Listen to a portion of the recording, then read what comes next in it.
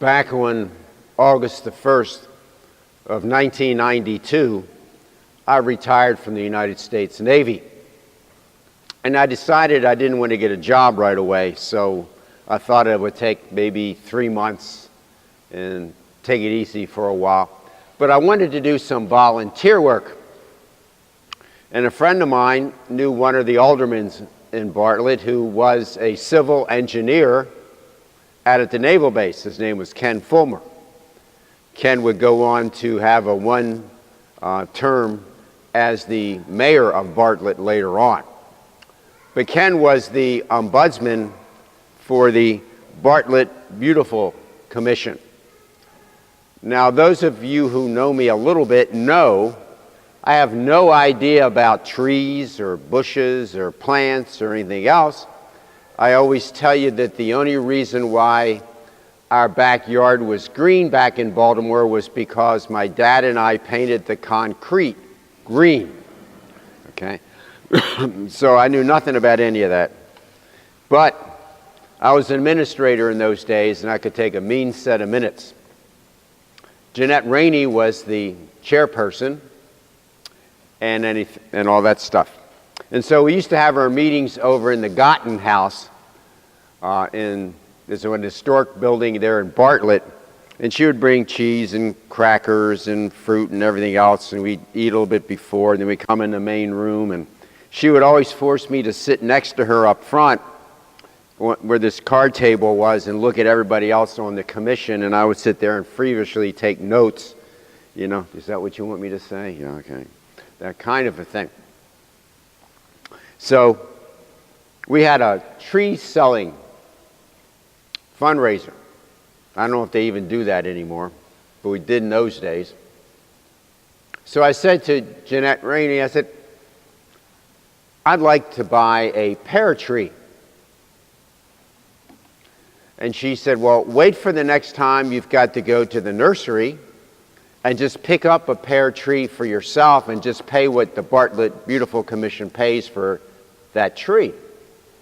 Don't worry about it.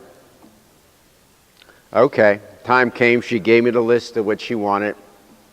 So a friend of mine who was one of my neighbors, Kurt Wilson, and we drove to the nursery. And Kurt was more familiar with trees and things, and so we told the guy I wanted a pear tree. He said, they're over there. So I said, Kurt, why don't you go over there and pick me one out? Your guess is better than mine. Just get me one. So he did. And I put it in my S10 Blazer, and I drove off.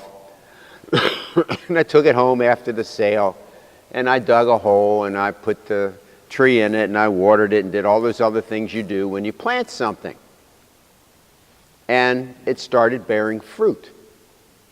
So I started to think to myself, well, I'm going to take some of this fruit to the next, Bartlett Beautiful Commission meeting at the Gotten House. So I came on in, and she wasn't there at the time, and I put the fruit down in front of her seat, and we did our cheese and crackers and all that stuff. And she came in and sat down and started to lift the gavel and stopped and said, who brought these apples? Jesus in today's gospel says, by their fruit you will know them. You see, no matter how hard that little tree that I bought tried, it was never going to produce a pear. It wasn't in its nature. That's not what that tree was all about. And Jesus is telling us that in today's gospel story. For every tree is known by its own fruit. Non-introspective people who rely on external appearances for judging others develop a skill for creating and projecting appearances. Such were the people of Jesus' time. They weren't introspective the way that modern people are. To win positive judgment from others, something called honor in an honor shame culture like theirs, people learn to, as we would say today, put up a false front or to wear a mask. While many people were unable to judge by more than what they saw, some, like Jesus, could see through human masks. And that was extraordinary. In today's gospel, Jesus calls the teachers who come to him to question him hypocrites. In classical and Hellenistic Greek, this word meant interpreter, expounder, orator, even stage actor. In this latter case, the Greek word took on the added meaning of deceiver and pretender. See, in theater, this is an award-winning skill. After all, that's what actors do. They pretend to be somebody else, and they win awards for that. The problem is when they think that they really are that character and they're playing Othello, like Ronald Colman, and he comes home and tries to kill his wife. He took it a little bit too far. Bill, don't do that, okay? Okay. I had to wake him up. Okay. In reality, even in Mediterranean culture, this skill and strategy makes life difficult.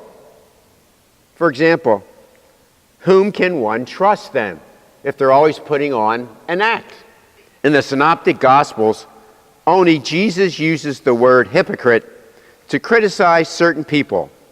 Here in chapter 6 of Luke, he identifies misguided teachers and leaders as such.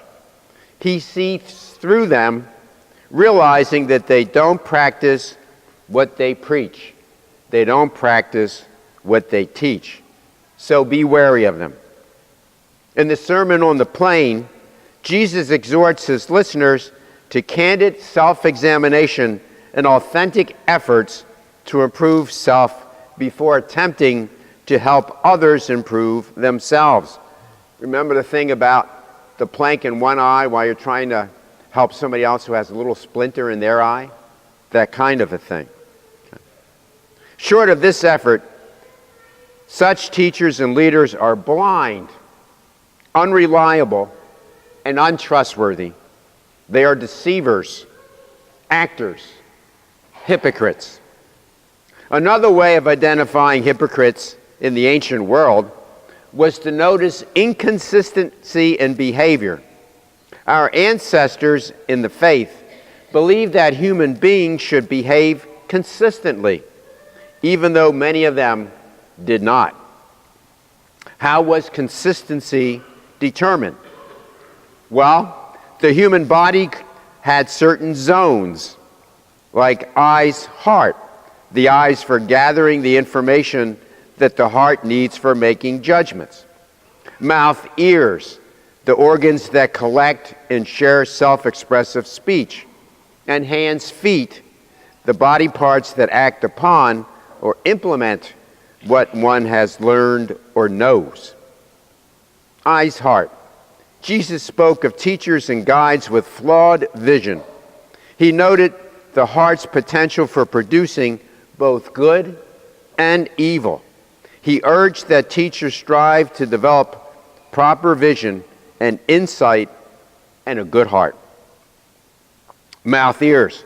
For Jesus, it is clearly imperative that a person cultivate a good heart that will produce good fruit. For it is out of the abundance of the heart that the mouth speaks. Words that others will hear, remember, and act upon. That's verse 45 in today's reading. Hands, feet. But speaking alone is not enough.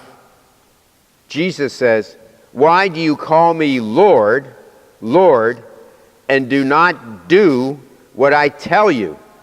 Verse 46. It is imperative to act upon what one knows, to live according to what one has learned. This is how the human person acts consistently, with all the symbolic body parts in sync: heart, eyes, mouth, ears, hands, feet. In other words, it is important that one's emotionally fused thoughts, heart, eyes, self-expressive speech, mouth, ears, and purposeful activity, hands, feet, be perfectly coordinated. Anything else is stage acting, being hypocritical.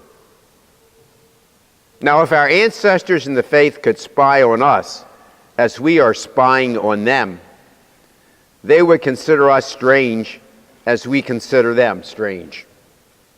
But on this we would agree. Human beings owe each other and God honesty and integrity in every dimension of life.